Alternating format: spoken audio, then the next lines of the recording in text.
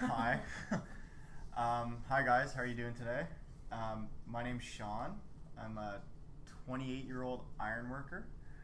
Um, Today we're going to talk a little bit about young males or just males in general, I think. Yeah, like Entering normalizing therapy. normalizing therapy, I like it. Um, so I've been in therapy now probably 9 months, pretty close to 9 months. Decided to go to therapy obviously when I was 27. Um, and I was dealing with a lot of issues before I finally decided to come have a conversation. I was severely depressed. I was stuck in a very toxic long-term relationship, and I was very unhappy with my home life, my work life, everything. So it took a lot to finally get in here and start trying to work through some of these issues. But my life has exponentially changed for the better since I did start therapy. So today I think we're just going to try to have a conversation and see how the beginning of that road kind of started out, I think. Yeah. So, okay, how long were you contemplating therapy? I had openly recommended therapy to numerous people in my life for years, thinking like, oh, you should probably go talk to somebody. It's really good to talk to somebody.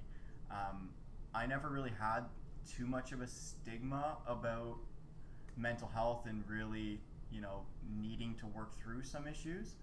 Um, I say that, but on the flip side, I'd contemplated therapy on and off for probably 4 years Okay. before I finally took the plunge.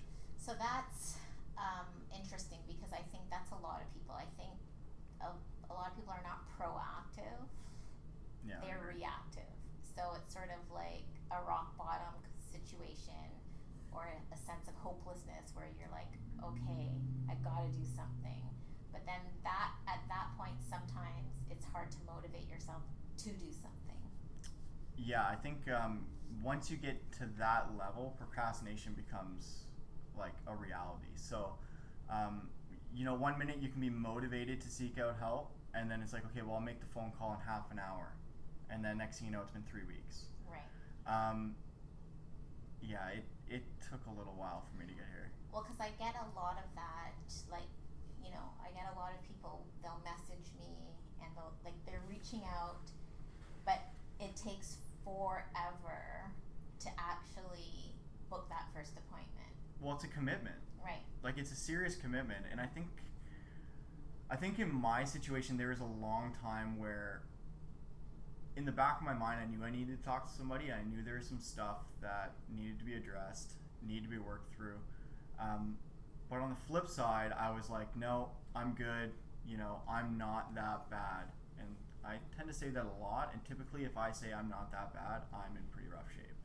Um, but yeah, I recommended therapy to my brother. I recommended therapy to a lot of people. You prescribe therapy. Yeah, I was like, you should probably talk to somebody. But I never really looked deep enough within myself to understand that, like, no, you can't just keep adding on the stress and adding on all these negative atmospheres in your life and expecting things to change for the better. You need to actively go out there and try to solve these issues and work through them, or at the very least gain a better understanding of why you are the way you are, who you are as a person, what brings you joy, and those kind of things, I think, go a really long way. I think knowledge is power in this situation, and if you can start to learn what may trigger you or anything along those lines, it really helps to kind of catch yourself before you fall down the rabbit hole.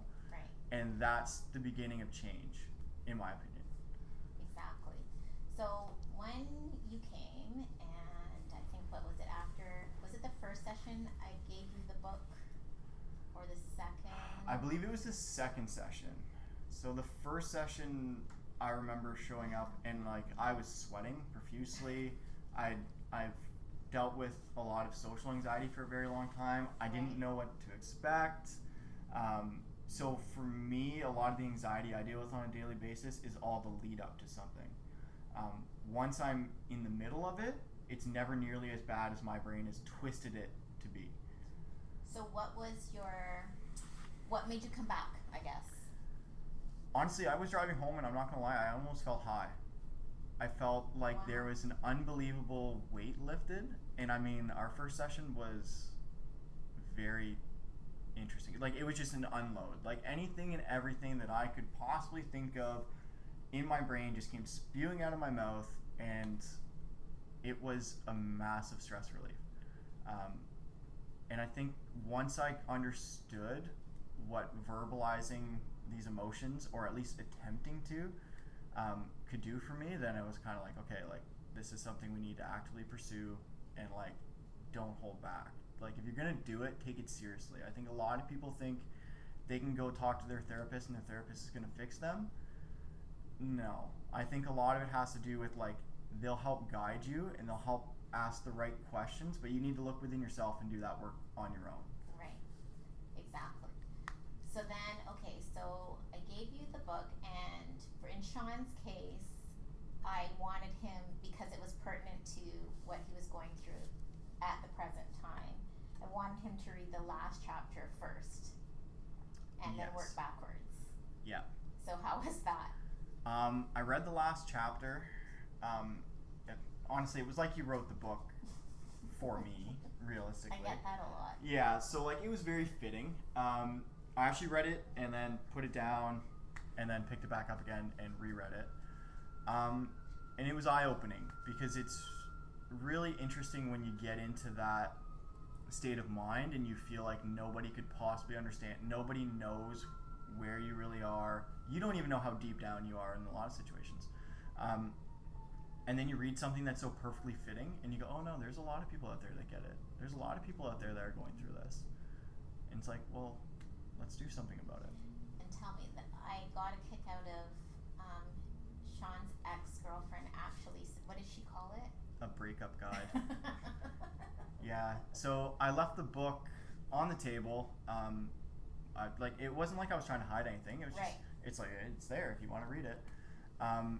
And there was definitely, she picked it up and read it, because I think she felt an energy change within me, or the relationship definitely started to drift towards ending after I read the book. I think that was definitely the beginning of an exit strategy.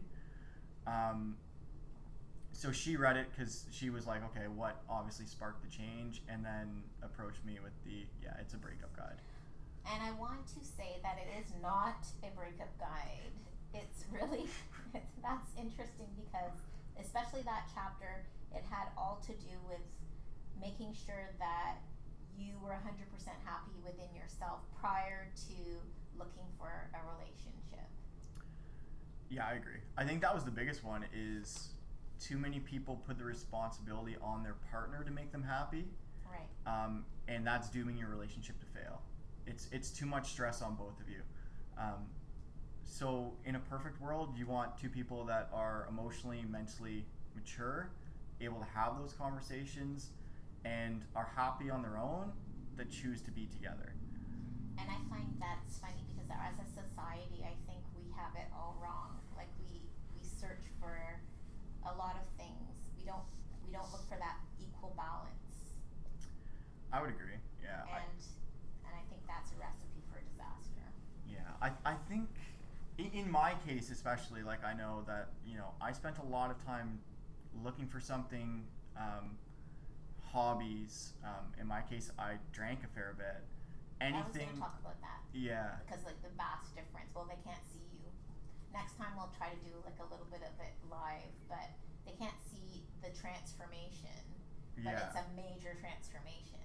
So, like, I mean, don't get me wrong, I still drink, but I'm drinking out of a very different headspace. Exactly. You're socially drinking. Exactly. Right. So, like, and to be fair, like, I used to drink, like, if I would go out to any social occasion whatsoever, like, I drank. I had so much social anxiety. It was the only thing that I'd ever self-taught myself to deal with that. Now I'm actively going out and being social and not drinking, just to train myself to remember what it's like, and to be able to be in those situations and start to slowly feel comfortable within myself.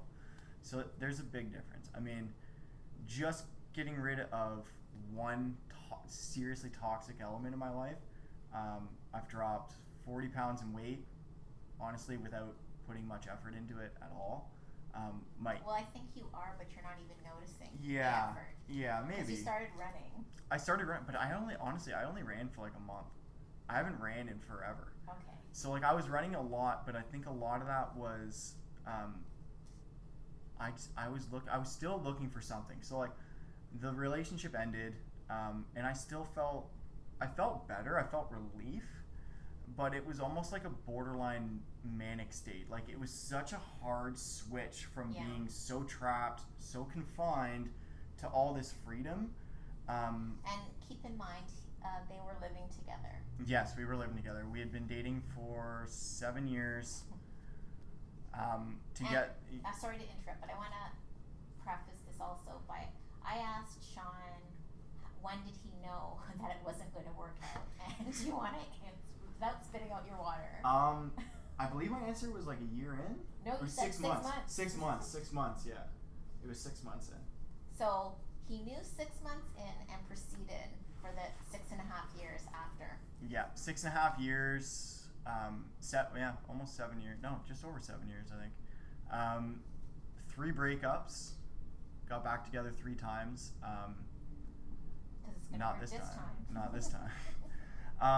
Yeah, so it was a long road, and I mean, the interesting part about it is, I still say that she is a great person. Like I can still honestly say that she's a great person, but together as in a relationship, it's a toxic combination. It just doesn't work. Yeah, it's just not something that I hope to ever pursue again. So it is what it is. Yeah, but 6 months into that relationship, I honestly told myself that this was not going to go anywhere. And you checked out. I checked out. Yeah, I think several times. Like seriously checked out. Like I have memory lapses where I like the last 4 years pre-breakup, like I don't remember very much. I think a lot of people do that. Yeah, and I mean, I was there for everything, but consciously, like I was gone. Yeah, autopilot. Autopilot. Get up every day, go to work, come home, say what I had to say, eat dinner, go to bed, on repeat. And then look what happens. Your job becomes harder to go to. Oh, my job was, I was lashing out at work. I was becoming aggressive at work. People were scared to approach me with simple things because it was made into a much bigger deal than it would have been. Borderline asking to be let go, just out of behavior. Mm-hmm. And yeah, work has now. I'm in the midst of pursuing avenues for a career change for sure. I think work is still a little bit toxic to me just because I don't feel like I should be there anymore. I'm kind of over that phase of my life, and I'm looking for a new career path. But that being said, my work life is significantly better now that my home life is better. Well, even talk about like your father and your brother noticing. Yeah, so I had a lot of people that were close to me notice significant changes, and like pretty quickly after we really started to move forward. I saw my chiropractor for the first time in a couple months after one of the lockdowns, and she told me my posture was different, a whole bunch of stuff, and she literally stopped me in my tracks and asked, like, what did you do? Like, what changed? So it just goes to show you what stress and depression can do to your body, your mental state, like everything. Like it's unbelievable the amount of negative side effects, and people just keep getting up every day and following the same footsteps they did yesterday and not actively trying to change or grow. Now I'd like to say very dedicated to the idea of personal growth.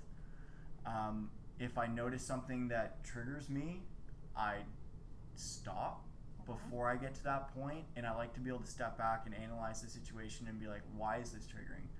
Is it something that is triggering me because of an insecurity I have that I didn't even know was relevant? Right. Or is somebody actually trying to be, negative towards me? Like, what's the situation? Like, what's the breakdown? Because when most people fly off the handle, like, it's more of a reflection of who they are as a person and what they're going through than the environment they're in. Right. So, yeah, it's an interesting new way of pursuing things. Well, we're going to stop soon because we're not going to run on, but this is the introduction to the series of podcasts that we're trying to bring forward to normalize again getting therapy, or men especially, because I think women, we like to talk, or they say we like to talk.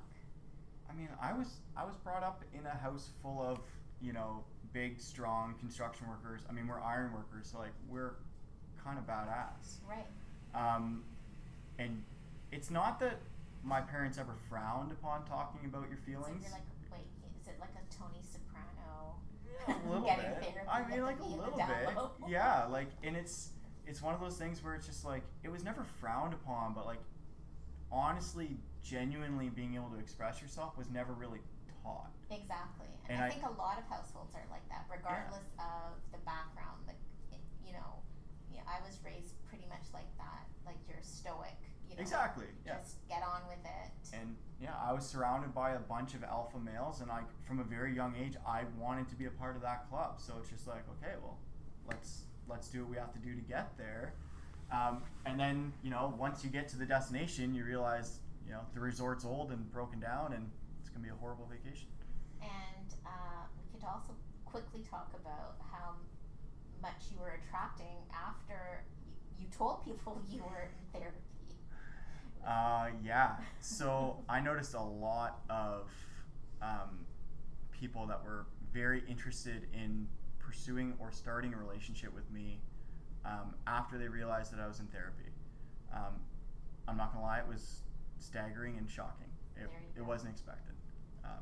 Yeah, we'll get more into that later, maybe. Yeah, I'm sure a lot of men want to know about that. Okay, well, thanks for listening, and this is the intro. I hope, we have a lot of subscribers and listeners, and thanks for telling your story. Yeah, no problem. It took a lot of courage for that.